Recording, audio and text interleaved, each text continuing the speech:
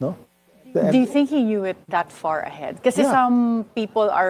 some are of the opinion that it was more for a publicity stunt or something that would catch public attention when he said mahiya naman kayo, pero hindi niya akalain na ganito kalalim yung aabutin.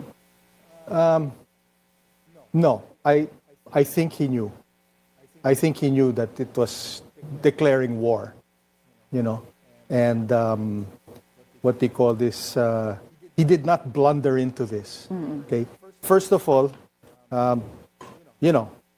my private opinion, not the Makati Business Club, is you have to look at them as a team.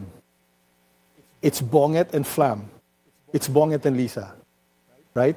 And they're very politically astute as a team.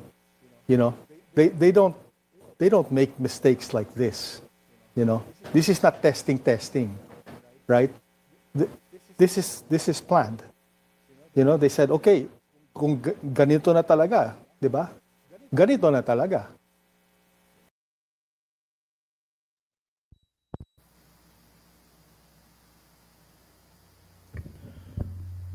Good afternoon, mga kaposes at kopinyon ng Ordinaryong Mamamayan.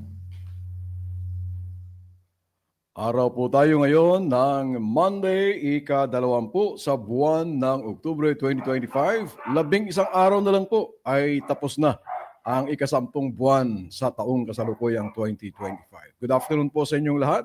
Sa lahat ng mga nakatutok sa ating Facebook Live at siyempre sa ating po namang YouTube channel. Hindi po tayo naka-live ngayon sa TikTok, but we will be uploading this video sa ating TikTok account.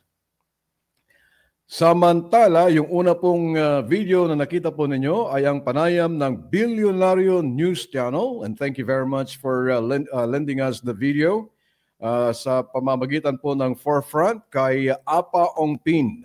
Member po siya ng Makati Business Club. Ewan ko kung anong posisyon niya sa Makati Business Club, but that was Apa Ongpin. He was thinking, he was expressing his thoughts on bakit daw po ginawa ni Pangulong BBM na magkaroon ng bahagi ng kanyang sona na namahiya naman kayo na siyang naging dahilan at naging rason kung bakit po tayo nagkaroon ngayon ng ICI at ang malawakang investigasyon sa flood control projects. Not only flood control projects, but also all of the infrastructure projects undertaken by the Department of Public Works and Highways for the past 10 years.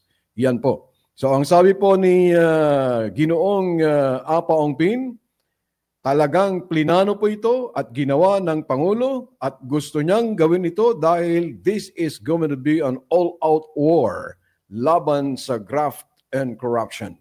So naniniwala po ang Makati Business Club na ito pong sinimulan ng ating Pangulo ay talagang pinag-isipan at talagang pinag-aralan upang sa ganoon ay tuluyang mawala ang korupsyon sa pamahalaan. Subalit medyo may kabagalan, pero katulad nga po ng mga nauna nating nasabi na ang hustisya po dito sa ating bansa ay dapat hindi po tinutokhang katulad po ng nakaraang administrasyon.